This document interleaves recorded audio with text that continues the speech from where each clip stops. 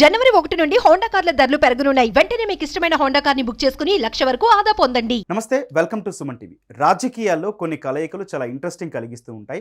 అట్లాంటి ఒక కలయిక నిన్న బెంగళూరు ఎయిర్పోర్ట్లో జరిగింది. అదే టీడీపీ అధినేత చంద్రబాబు, కర్ణాటక ఉప ముఖ్యమంత్రి డీకే శివకుమార్. ఒకసారి ఆ వీడియో చూద్దాం.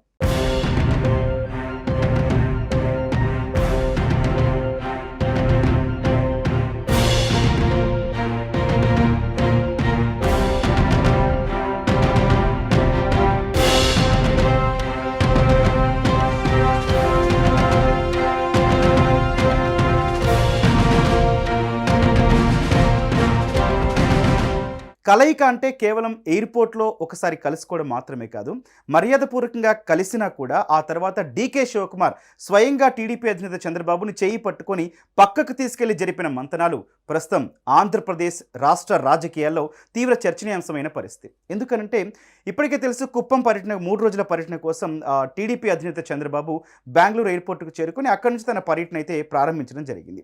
అదే సమయంలో జరిగిన ఈ కలయిక పట్ల చాలా ఇంట్రెస్టింగ్ కలిగించడానికి మరొక ముఖ్యమైన విషయం ఏంటంటే, ఇవన్నీ కూడా ఊహాగానాలు అని చెప్పొచ్చు. టీడీపీ నుంచి ఎట్లాంటి అధికారిక ప్రకటన రాలేదు. కానీ ఒక్క కలయిక 100 ప్రశ్నలు రేకెత్తిస్తుండడంలో ఎలాంటి ఆశ్చర్యం అయితే లేదు. ఎస్, ఇప్పటికే ఇండియా కూటమి సార్వత్రిక ఎన్నికలకు సిద్ధమవుతుంది. అట్ ది సేమ్ టైం ఆంధ్రప్రదేశ్లో కూడా ఎన్నికల హడావిడి కనిపిస్తున్న పరిస్థితి. రేపు మాపో ఎలక్షన్ నోటిఫికేషన్ వస్తుంది. ఇందుకోసం టీడీపీ అధినేత సర్వం సిద్ధం చేసుకున్న పరిస్థితి. ఈ నేపథ్యంలో ఇండియా కూటమిలోకి చంద్రబాబుని ఆహ్వానించడానికి ఏమైనా ప్రత్యేకంగా పక్కకు తీసుకెళ్లి మాట్లాడరా, లేకపోతే ఆంధ్రప్రదేశ్ రాజకీయాలకి సంబంధించి కూడా డీకే శివకుమార్ ఏమైనా మాట్లాడా అంటే, మాట్లాడింది చాలా తక్కువ సమయం అయినప్పటికీ కూడా ఈ ఆలోచనలు కానీ ఈ ప్రశ్నలు కానీ ఎందుకు వస్తున్నాయి అంటే, మరి పక్కకు తీసుకెళ్లి మాట్లాడాల్సిన అవసరం ఏమొచ్చింది అంటూ కూడా డిస్కషన్ జరుగుతున్న నేపథ్యంలో ఎస్, ఇప్పటికే ఆంధ్రప్రదేశ్లో ఎన్నికల సైరన్ అఫీషియల్గా మోగపోయినప్పుడు కూడా ఆ వాతావరణం కనిపిస్తుంది. అధికార వైసీపీని ఎదుర్కోవాలంటే ఖచ్చితంగా అందరూ కలవాల్సిన అవసరం ఉందని కూడా విపక్షాలన్నీ మాట్లాడుకున్న పరిస్థితి. ఇప్పటికే టీడీపీ జనసేన పొత్తుతో ముందుకు వెళ్తున్నాయి.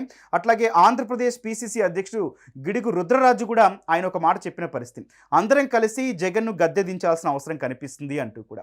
సో ఈ నేపథ్యంలో ఏపీ రాజకీయాల గురించి ఏమైనా మాట్లాడారా? ఎస్, అటు దేశవ్యాప్తంగా చూసుకుంటే కూడా ఇండియా కూటమికి చంద్రబాబు లాంటి సీనియర్ నాయకుడు అవసరమని కూడా గతంలో కూడా చర్చ జరిగింది. ఎందుకంటే 2019 ఎలక్షన్స్ టైంలో కాంగ్రెస్తో అంటే యూపీఏలో కలుస్తామంటూ ఆయన రాహుల్ గాంధీతో తిరిగారు. అట్లాగే కాంగ్రెస్ అగ్రనాయకులతో కూడా చంద్రబాబు కొన్ని మీటింగ్ అడ్రస్ చేసిన పరిస్థితి ఉంది. సో ఇటువంటి పరిస్థితుల్లో ట్రబుల్ షూటర్గా పిలుచుకునే కాంగ్రెస్ పార్టీ డీకే శివకుమార్ని అక్కడ దింపిందా అనే చర్చ అయితే మొదలైంది. మరి మాట్లాడింది చాలా తక్కువ సమయం అయినప్పటికీ కూడా డీకే శివకుమార్ చంద్రబాబుతో మరి సమయం ఇవ్వండి అని అడిగారా, లేకపోతే ఆంధ్రప్రదేశ్లో కలుద్దామనే ప్రతిపాదన తీసుకొచ్చారన్న సందేహం అయితే కలక్కమనదు. ఇక్కడ మరో విషయం కూడా మాట్లాడుకోవాల్సిన అవసరం కనిపిస్తుంది. ఆంధ్రప్రదేశ్ ముఖ్యమంత్రి వైఎస్ జగన్ సోదరి వైఎస్ షర్మిల ఆంధ్రప్రదేశ్ కాంగ్రెస్లో చేరబోతున్నారంటూ కూడా కొంతకాలం నుంచి వార్తలు వస్తున్నాయి. ఆవిడ వయా బెంగళూరు వేదికగా కూడా ఈ రాజకీయాలు నడుపుతున్నారు.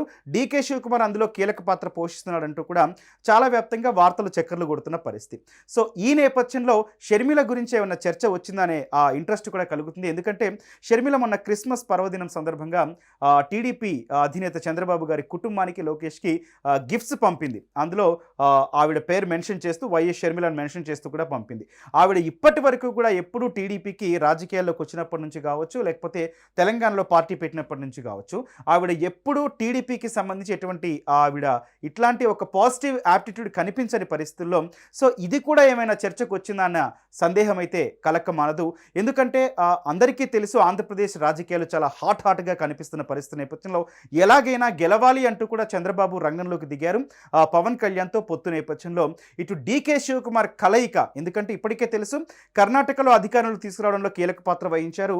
అట్లాగే తెలంగాణలో కూడా ఎలక్షన్కి సంబంధించి చాలా వ్యూహాలు సిద్ధం చేశారు. మరీ ముఖ్యంగా రేవంత్ రెడ్డిని సీఎం చేయడంలో కూడా ఆయన చాలా కీలక పాత్ర పోషించారు. అధిష్టానం దూతగా కూడా వచ్చిన పరిస్థితి. సో ఇటువంటి కీలకమైన సిచ్యువేషన్స్ హ్యాండిల్ చేసిన డీకే శివకుమార్ ఏపీలో కాంగ్రెస్ వాళ్ళ పట్టు పెంచుకోవడానికి కావచ్చు, లేకపోతే ప్రస్తుత పరిస్థితుల్లో జగన్ను గద్దె దించడానికి కావచ్చు, ఇవన్నీ కూడా చర్చలు అయితే ప్రస్తుతం నడుస్తున్నాయి. ఏది ఏమైనప్పటికీ కూడా ఇది ఇంకా టీడీపీ వర్గాల నుంచి ఎటువంటి అఫీషియల్ ఇన్ఫర్మేషన్ అయితే రాలేదు. కానీ అతి త్వరలోనే డీకే శివకుమార్ వర్సెస్ సిబిఎన్ అంటే వీళ్ళిద్దరి భేటీ జరగబోతుందా అని రాజకీయ వర్గాలు అయితే ప్రస్తుతం చర్చ అయితే జరుగుతుంది. మరి చూద్దాం భవిష్యత్తులో ఎటువంటి సంకేతాలు కనిపిస్తాయి, వాళ్ళ కలయిక కానీ భేటీ కానీ ఏమైనా ఉంటుందా? అట్లాగే కాంగ్రెస్ కూడా టీడీపీ జనసేనతో కలిసి పోటీ చేస్తుందా, లేకపోతే అనఫీషియల్గా మద్దతు ఇస్తుందా అనే విషయాలు కూడా కొన్ని రోజుల్లోనే తేలబోయే అవకాశం అయితే కనిపిస్తుంది. Thank you.